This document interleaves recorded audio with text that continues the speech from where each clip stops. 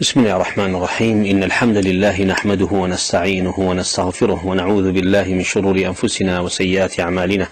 من يهدي الله فهو المهتد ومن يضلل فلن تجد له وليا مرشدا. أما بعد، موضوع الربا لا فرش وصوبيست كتابي وجيز في فقه السنة والكتاب العزيز عبد العظيم بدوي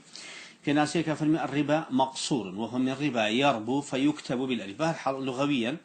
ربا بمعنى زيادة، وأصل الربا الزيادة. أصل الربا من بمعنى زيادة، إما في نفس الشيء كقول تعالى اهتزت وربت، وإما في مقابلة كدرهم بدرهم. الربا يعني زيادة، يا لخد يشتكى خويا وكو أرز زوي اهتزت وربت، هل أرز خوي بخوي هزي كتو شبيه زيادك، وني قولي شيء تأبتو حجم زيادك. يا في مقابلة يا لبرام بريتيا وكو درهم بدو درهم شد قورينوي بمقابل زيادة. مرحل بين حكمك. الربا محرم بالكتاب والسنة وإجماع الأمة. الربا حرامة بدليل آيات حديث إجماع. إما شو القاعدة، شو دليل شرعي أمان هي؟ قرآن، حديث، إجماع صحابة، وقال صحابة دوي صحابة وإجماع علماء كخوي بخوي ما نبو إلا لسدبي صحابة أنا زائدا قياس. أم شو أماني كتاب السنة وإجماع القياس دليله. لذا تا إجماع هنا يأتي أفلمي خواي فقال دليل آيات خواي فقال أفلمي عوض الشاجم يا أيها الذين آمنوا اتقوا الله وذروا ما بقي من الربا إن كنتم مؤمنين. يا أيها الذين آمنوا اتقوا الله، أي إيمان دار على خواب ترسن تقوى خواب كان يجي لتقوى خواي فقال إيمان بو وذروا ما بقي من الربا. كأجل تقوى كان يجي لتقوى كان كأتانو زيادة كان أوي لا تان ما ولا الربا لموضوع واسكوت هاي في من قطعك. عفى الله عما سلف كاتك وهربنا هيك أكل لحدودك أوسية توباءك يا لي أجرته أو بيشوي سراوته ولا مداهتي أروع. أما في حق الله تعالى، أما في حق الناس لحق خلقه في تفصيل لبين علماء ضليا الربا عفوا بلام أجر مالي خلق الله ويك أزاني أي جريته بحققه مثلا زي شيء كردوا غش شيء كردوا اشتي شيء كردوا توانية حق الناس بجرته. فإن لم تفعلوا فأذنوا بحرب من الله ورسوله. أجر وازنان للربا هل بردوام من سري إعلانك فأذنوا بحرب من الله ورسوله أو أي إعلان شيء كان حرب كان لقى خوي بيغوني خويا. جاي ابن عباس فرمي اللي بمعنى أولية كتو حرب لقى الخواكي بمعنى تياشونا يعني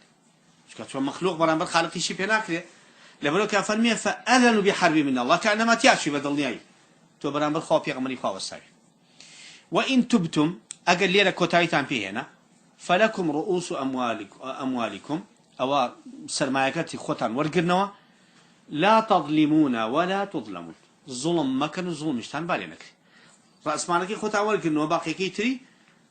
تصفية كن بينه بخاولي إخوان. أما بلغير سلوي وذروا ما بقي من الربا وذروا يشكل لإصلاحات كلا في قباسيكا بلغ كان لسحر بني اشتكان أويم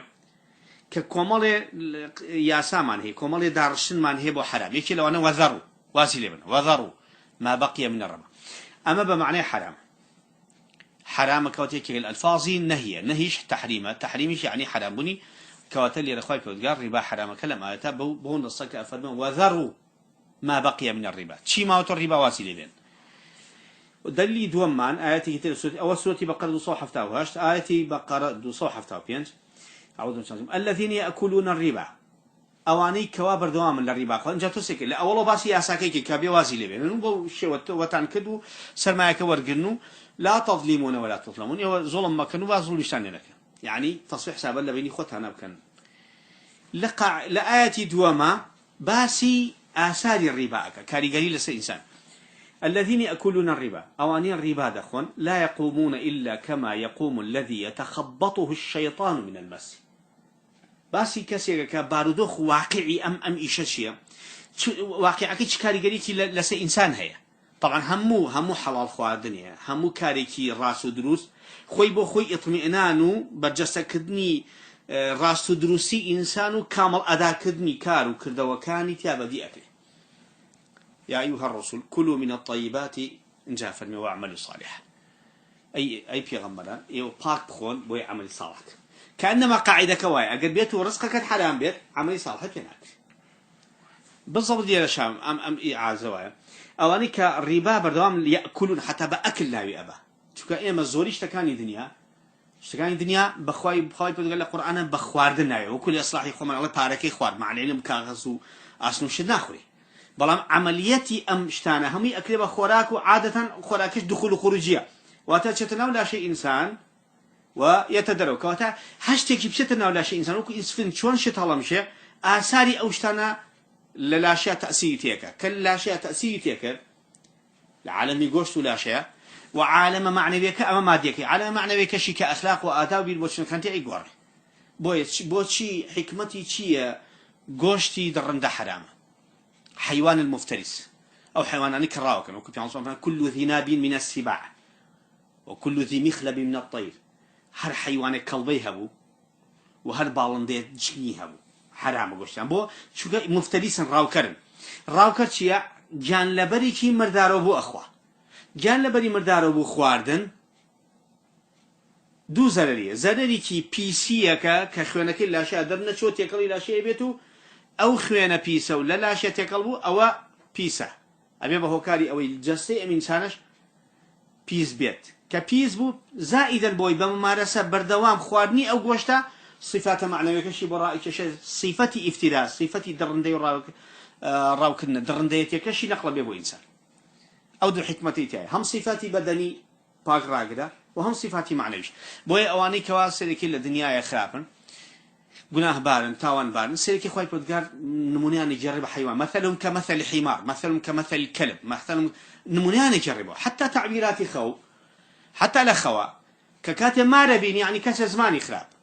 ضالبين يعني درندية بو صفتي وحيوانات شيء أواكي بتعبير تاعي كواتا حتى لخوا تعبيري خوا كان صيك هاد يعني كسيك صفتي أنانية مادي خو برسيتي أو صفتي أو حيوان اللي خو قلتو مش يعني كسي فاسقي بدا صاد كواتا خوي بخوي أو حيوانات أنا شو صفتي كانت يا لبيسي كان أنا تعبير لسر أو خوا كتعبير لسر أو صفة بيسي ديته كواتا لحكمتي مردارو لحكمتي حيوان الراو كركان كقولشان ناخذه لبرو دوشته لا شيء إنسان بعد بيزده بتشكل لا شيء إنسان ممكن يسفن زوايا هر خوراكي كتير شيء آثار خوراك تأثيرتي أكاد لا شيء بهمو معناه دوايو غريزي أو صفتي أو حيواني كتير خزنا بوي نقلبه بممارسة أو قاعدة شو كخوي فرقارش حتى بشر كناس أكاب باكو بيز بزاويو أفهمي مثل كلمة طيبة وكل شيء كشجرة طيبة وكو درختي باقوة قصي خير وكو درختي باقوة أي خسي خراب وكو الشرك وبدعو قناوتا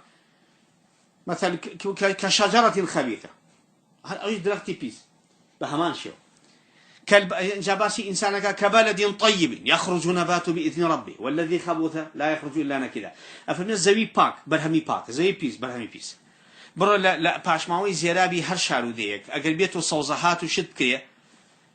بطبيعتي حال أو باكني كلا أزكي باك أكتب أوكي باك أو أدري بيقماني له لبرو طبيعة لبرو حتى عبد الله يكون إمام عماد مريشك قوشتي حلالة كبر الله كله كولانا نوكو مراوي لا إمام مشتكي بيس يا أخوار سرينا أبري حتى داي بس لما الله وحفتيك دروش خوارني باكي داي بوي غسل بيت أو لا شيء أو ساكا سري أبري قوشتك يا أخوار وبوي سر برينيش بحيوان دان دراوا أو خوان لا شيء بطالبته بيسكي بروا أو ملو لخواناني لنا قوشتا ما وتوشتي أو تأثيراتي نامني بوي إما نسبة حلال وحرام أجر حلال يزور وحلال أجر حرام يزور وحرام بينه سبب تريخهم أو كسيكوا الذين يأكلون الربا جاب أكلنا يبا الذين يأكلون أموال اليتامى سيكوا يجوا هل مالي هتيوانش بخواردناهم كواتا زوجش تكان بس خواردني تأثيرات ابن تيمية قاعدة جوان باسك الاقتضاء صراط المستقيم عليه لمن هي لمحرمات شرعية دوشت من هي دوشت يكي كان تواو يعني داخل بني لا شيء إنسانه وكو خوارات يكي كتريان ملامسة ليكوتني لا شيء إنسان أبي أوندي أوندي لخوراك وداخل بني لا شيء إنسان شد حرام كراوة أو لملامسة حرام نكراوة مثلا لجلو برجع ملامسة شيء جلو برج أو شانيكا تو إيكي بلا شيء خوتو يتجلو برجع في الله أو شانيكا لبريكي حد هيش يعني اشتي زور كم من هي لسريكا نهي لكراوة خويلة ويعني جل شوري وتكبر وفقر كمان اشتي زور كمان كتيبو خوراك أو هم أحكامها هي لسريلا أو خوراك حرام أو معاملة هم الرجال كان كاتشتبو خوراك لمعاملات وبارفيا هم قطعك بوي داخلي إنسان نبي چونکە ئینسان خۆی بۆ خۆی یەک صفاتی هەموو مەخلوقات صفاتی مەخلوق چیە لەگەڵ خالقا ئەوەیە کە جەستەی ذاتی جەستەی بۆشایەکی تایە ئەو بۆشایە مادەی ژیانێتی و ئەو بۆشایەش ئیمتیحانەکەیەتی و ئەو بۆشایش تەئسیراتەکەیەتی بۆیە هەر خۆراکێک کە ئەچێتە ناو ئەوەی ئیسلام پێداگیریەکە لەوەی خۆراکی پیس أحل الله الطيبات وحرم الخبائث مطلقا خۆی پەروەردگار هەرچی پاکە حەڵاڵی کردووە هەرچی پیسە حرامی کردووە لەبەرەوە ئەو شتە خۆراکانە کە ئەچێتە ناو لاشەی ئینسان تەئسیری تەواو لەسەر ئینسانەکە وەکو پێغەمبەر فەرمووی یا ئەیها الذین آمنوا خوای ئەی ئیماندار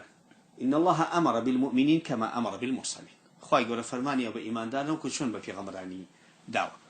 يا أيها الرسل كلوا من الطيبات واعملوا صالحا كلوا باسي كلك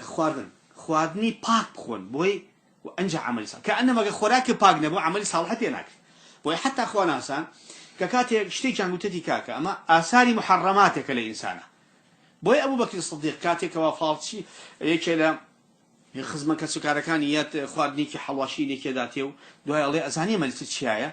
ئەڵێ وەڵا لە جاهیلەتە پێش ئیسلامە فاڵێکم بۆ یەکێ گرتەوە گرتی لە خۆی ڕازدا چوو ئیتر خۆی بە قەرزان زای شی لێ هێناوە ئەمە هینەوە بوو یەکسەر دەستی کرد بە قورجا خۆی ڕشانەوە ئەو وەک سەدیق بۆی ئەوەش لە لاشیان نەمێنێت ئەوەی کەوا محرمات و شوبهاتیان لە لاشیان نەمێنێت بۆی داخلی لاشی نەبێت لەبەرەوە قاعدەی عامانە أحل الله الطيبات وحرم الخبائث خواهي فقال لقال باك ناي خوي أحل الله جل جلاله الطيبات أما أبو خبيثات وحرم الخبائث طا ناي نبرد كواتا خبيث شي بيسا جقرا باكي كيلي كوايا حج باكي كتاني إسراف دوك الله شي لبروا بقاعدة عامية وايتا خبيثة طيبني طيب أويك باك بيو بسود بيبوتو يا أيها الذين يأكلون الربا لا يقومون قيام بوشي قيام نوابا إنسان بيويسي بوي دائما بفيو بيو هاتو شوكا نكوي لزيب كوي لزيب يعني نخوش يعني قبل الموت يعني حتى مسألة تجارة على الكوت بمعنى يزرري كي زور إتناتواني لو كارناتواني بفيو بوسي كوتا لا يقومون إلا كما يقوم الذي يتخبطه الشيطان من المس كاسكناتو أقل معاملة الربا خور به خلصو كوتي الروجاني جياني وكو شكيواي وكو كسي يتخبطه الشيطان دەستی لێکێ بۆشێنێت بچێتە ناو لاشەی کەسێکەوە هەچی مەکینەکەی دی دەستکاریەکە ئەی هێن و ئەی بازاکیری و قسەکردنی و حرەکات و سەکەناتی و ئەمانەی هەموو تێکەیە ئەگەر یعنی ئەوەی کەواس جنێکی کافر چۆتە لاشەیەوە ئەگەر بڕۆی لە نزیک و دابنیشی لەگەڵە دیقەت بە لە قسە و حرەکات و سەکەناتی چۆن تێکیەوە مەزاج و هەموو شتێکی تێکداوە لەم ئینسانە بیرکردنەوەی قسەکردنی خواردنی خەوتنی هەموو شتەکانی لە تایم دەرچووە یعنی لەو حاڵەتە طبیعی زوو نەماوە لشوري ترباسي أما كلا أم ليرك أزاني باسي من الكرشتكان يعني كمان شتى لو كشت أو سابقين نوا يعني تأثيراتي أوي كواتوكو أوندي ساحية إيماني بمسألة جنية لا يمن نظريات شو كأوان معاملي لقلا كانوا يبينن بلام يمن نظريات لو تبلم أوان يقين ذاته تعمل له مسألة كواتو كسي كرباء أخوك كسي ويا الشيطان دسيله من المس يعني دس وشاندن المس عمليتي دس وشاندن بدسك اللي بويا لندس لبروا الشيطان قدسي ليك بو شينت وحالتي طبيعتك شلونه بيك يعني خلاص يعني شيء اقريا هذا مزاجي تيك يعني همو اوسن تراني كطبيعي سرشتي ونامنك خوي خوي زوربي مثلا يا اخواني زوربي يقسكني نوعي من انواع اشكال كواتو كسيك الربا اخوا حالته بارودوخي طبيعي وكو كسي وايك جندسي ليوشان كانما شيت بو واقع بربازاري دولار كروجة بيك كروجة أقلية كجلد اللي كرواية كأقلية كهواركية كأ لحظة جنية اطمئنان وسكينة ودلنواي وإسراحة آرامية لواقع وبازارها هبت لك سكان هم ده مشاهدين تيكشوا يعني مزاجيان تيكشوا عقليته بيكدوان تيكشوا حالات جيانيان تواو تندرسي تيكشوا ببرزبونوي أي مجموعية أقلية مجموعية بيئة كان بدأ بزيدي بهماشة بعكسوا أجل خو صفر بونوي تابع أو يعني معادلة بمعنى كلمة أو خلق وكم مردوي ليلة كأنما يتخبط الشيطان من الناس أو بازار لعالم جن وشياطين هاور القيجو نالو هارو يعني بالضبط أو بيناسي آية تبوا مسألة محررة بس بوشي الربا أم هم هرشي لسلا أي خواني كالربا حدود سودة بخواي بردقار بوشك خواي بردقار كمخلوقات يدرس كدوا أساسيات جياني آدمي ذات بيوتي الربا أو حدودي سورة سنوريكي سورة أم سنورة سورة نبي رسكالي بكرة نبي استغلال كرة بوشكو جياني هم آدمي زال لسريتي ششتي بنمونه هنا وتبي صلى الله عليه وسلم باقيشتا كأساسيات كايتر كجيا إنسان لسر قياسك لسر ششتا كواتا أما حدودك السورة نابي دسكاري بكل مجموعة بشيت السري بكاري بيني أبو خوي شنك بالطوابي جاني أدم زاد هم يهرسينه ناون راو الربا أكبر الكبائر معاملة كاني خوي بيوتي محرمات لخوات كبائر ويا لبروا الربا بأكبر الكبائر ناو أبريا لبروا كوتما حدودك السورة خوي بيوتي دايناوا كهمو أساسيات جياني بشر آدم زادي لسر نابي بهي الشيء سنتري أمشتانة تكشة بوي جيان تكنش دليل شيء تلما خواي بردقارة فرمية إن جاوت معنا أحكامك آياتي يكمبو لسوتي آياتي دو صحف تاوي لدو صحف تاوي بينجا واقعي عملي إشاكة تأثيراتي كأنما أجر قناعة بحرامي كينا كان أو واقع كيتي جاشتك واقع بروشيتي وبعقلي حموشتك بدبا واقع كي كابلا بزاني مستو حيران وكو سكران وكو سرخوش أرواله قال لي تاسف لبيتوا بروس أو دفتر خراء أو براء أو نهينرا أو كابلا إفلاسي كزي لخلق ذا قولي خلق يعني أما بو لبري معاملة الربا ولا آثاري واقع كي قناعة بيأكن أجر قناعة بحرامي كشيني وآثار كيتي سيميان أجر قناعة بآثار كشيني قناعة بحكمك إخوها بك بمشيوي لا آياتي بقد بصاحب الشاشة خوي بتقول باسي حكمي خويك بلا مريبا فرميتي أو يمحق الله الربا ويربي الصدقات يمحق الله الربا يكل فعل إما خوي بتقول اسمه هي ذاته هي صفاته هي أفعاله لك ركاني خوي بتقول أو ثاني مخلوق زين وكاتو أي جيني أي مريني أي هني رزق أنا دا أي هني أما الدنيا يعني إن الله لا ينام ولا ينبغي له أن ينام يرفع القصة ويحفظه كان صار فرمي خوي يقول ناخبه وناشب بخبه مخلوقات بابري وبرزون اسمي جيان مردن كواتيك كاركاني خوي بردقاري شورو خوي بردقار لقل إيمايا يمحق الله الربا لقل الربا طبعا لفظ الجلال أقول خوي يقول لقل شتنا خوش كان قد ناي خوينا بردو بو معلومات كتب عليكم الصيام لسبت المستوى الرز كتب عليكم القتال وشتنا الزبل لسي إنسان راحت ناوي نبردو كتب الله على نفسه الرحمة كشينا يخوي لقصة خوشة كان عين الشد كشي لما سألي الرباية بولنا وبردني ناي خويبا كشي بو صدقات ناي خوي نابا كان ماشتكي طبيعية يمحق الله الربا محق ممحوق يعني ممسوق يعني وكشي مسحوق يعني هارين يمحق لنا وبردي يكي لكارا كان يخوي قال لقل مخلوقات شيء يمحق الله الربا خوي بردقار ربا لنا وابا يكي لكارا كان يشوروجي خوي بردقار فعل كان يخوي يقول لقل مخلوقاته أويا بخوي لفظ جلال خوي بردقار يمحق الله الربا لنا وابا أو تاني سيك الدولة يعني بنك عالمي حتى كافر كان بيبروا كان دولة الدنيا كان كوا بيونديان بياسا كان يخواني كتير كي شمولي أو هالرشاء كاوتو تاني حرسين باقي عالمي بدوية كولاتي فلاسكا شعب برسي أبيه يعني جيان تواتي كشيء يمحق الله الربا خوي بردقار يكي لكاركاني أويا ربا لنا أبابا تايبت ناي خوي لبالغ يمحق الله يا خوي بخوي هرشيه ناي خوي بردقار هشونك هذا تبارك اسم ربك قال لك ناي خوي بركة تباري بس هشونك لقل هرشة كان عذاب باري لبلو لعنة الله غضب الله أو عن خطر قلت ناي خوي لقل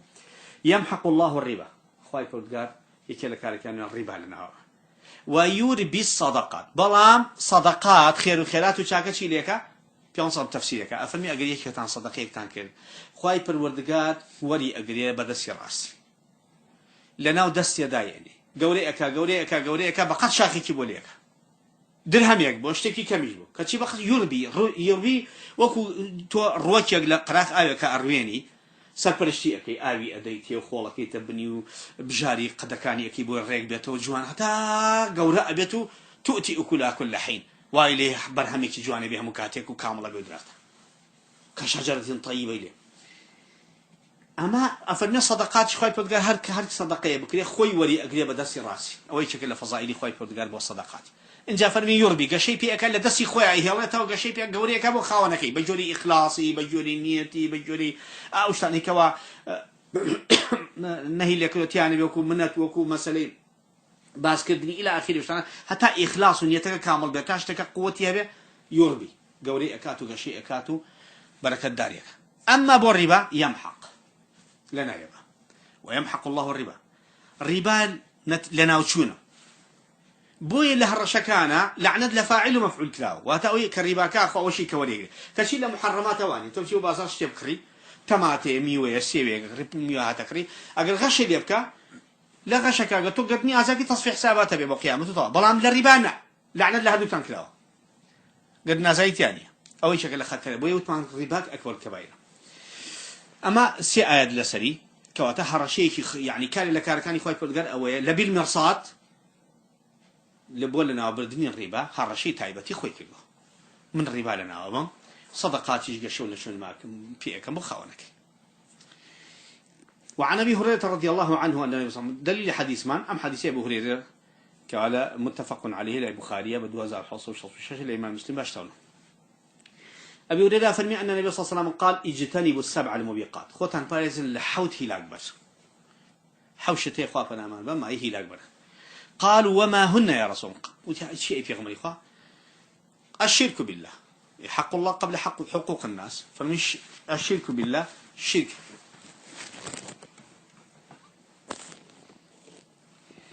الشرك بالله لحق إخوة شريب إخوة قرار دانا والسحر لحق الناس السحر بو كابلاكي إنسان داعني شيء كومر عالمي جن وشياطين بليات مخلوقات ضعيف تيكانتها مشاكيان بدروسك جيان ألوزك يفرق بين المرء وزوجه كش عائلة دروسك خزان هلا وشنا أم كابرا شرب ومخلوقات لبرو حد الساحر القتل بالسيف ساحر بمكشله ما دام إفسادا في الأرض جياني آدمي ذات تقبل لنا خلقه لبرو ساحر مجال ثانية تقدر جياني أو خلقه أول حقوق الناس دوميان قتل النفس التي حرم الله إلا بالحق نفسك بيك وجيب بحقي خوي حقي خوي شيء سيرشت ماني لا يحل دم امرئ المسلم الا بثلاث حد سيكتر ماني تنصف فرميكا حقي اخواني مسلمان دروسني لا بس يشنب الثيب الزاني قبل شدي هنا بزناك او اقرب دولة اسلاميه باي كيلو رسمك دوميان قتل عمدا كابراكي كشتوا اكوجدته الرداء القران ولدين كاتيا مسلمان لدولة إسلامية خلق قرته إلحاد وكفر وإسلام والناقلية بسلامة ديني وخلق أمسيانا أين قتل النفس التي حرم الله إلا بالحق خواني مخلوق رشد حرام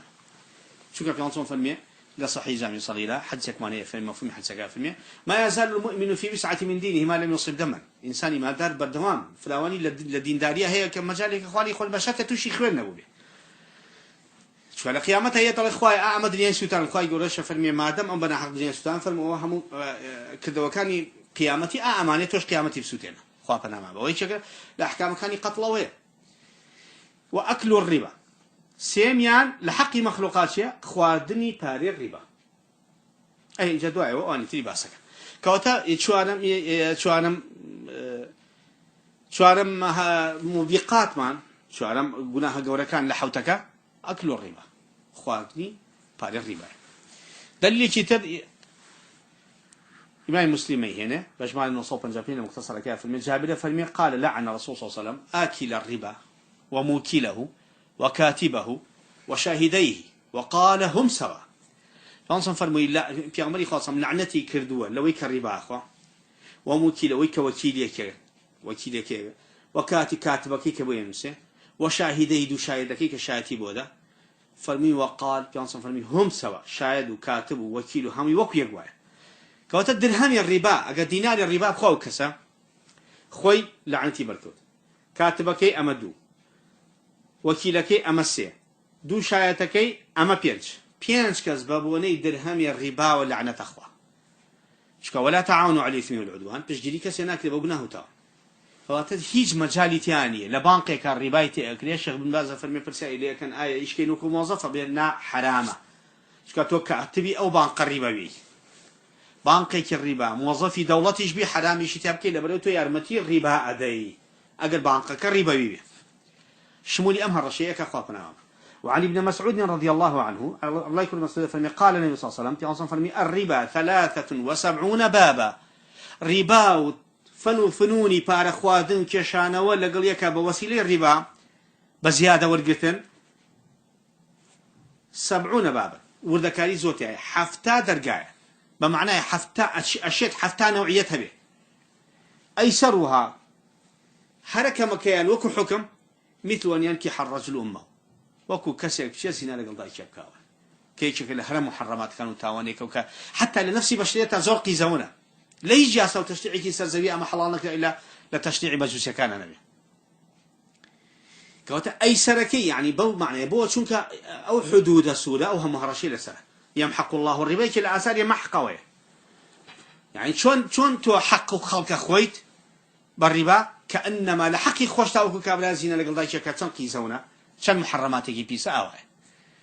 وعن عبد الله بن حنظلة عبد الله بن حنظلة روايته تلاقي جرته وكأمر روايتك صحيح سنن ابن ماجه جماعة السياسة صحف تابعين فرمي عن النبي صلى الله عليه وسلم قال درهم ربا يأكله الرجل وهو يعلم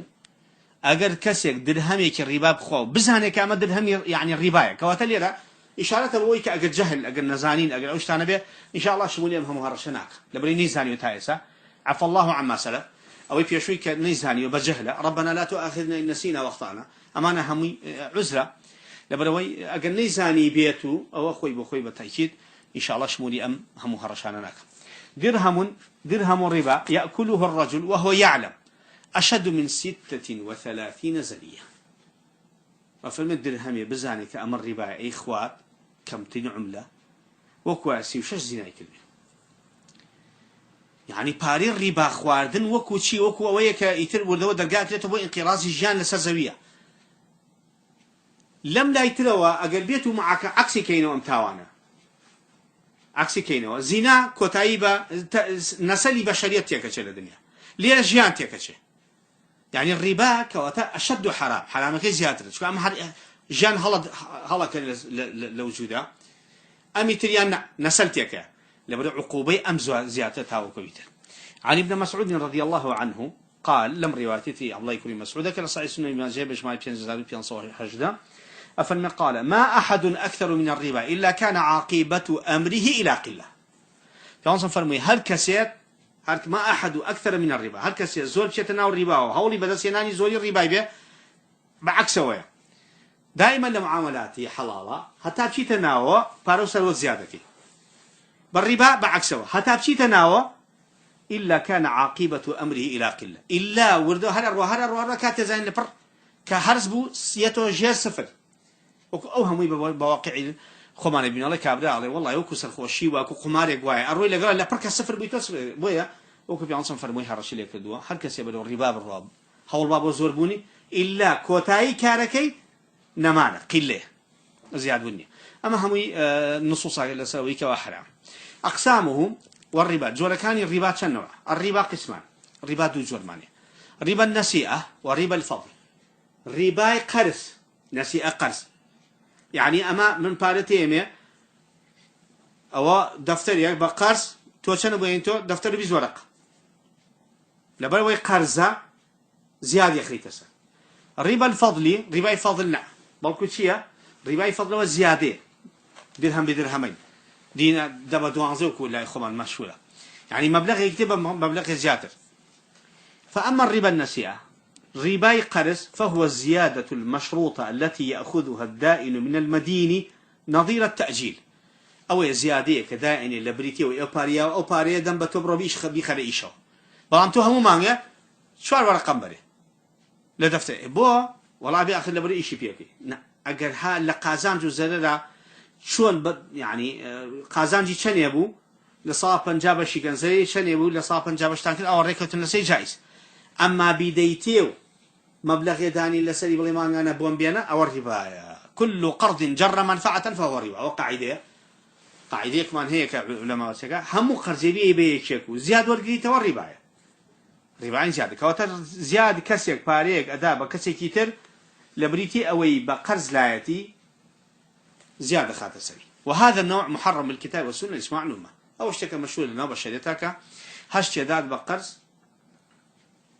بقرض بو زيادة خصوصية لبرقرضك حرام أما زور تربا ولا نأخذ. نسأل الله والسلام على سيدنا محمد وعلى آله وصحبه وسلم.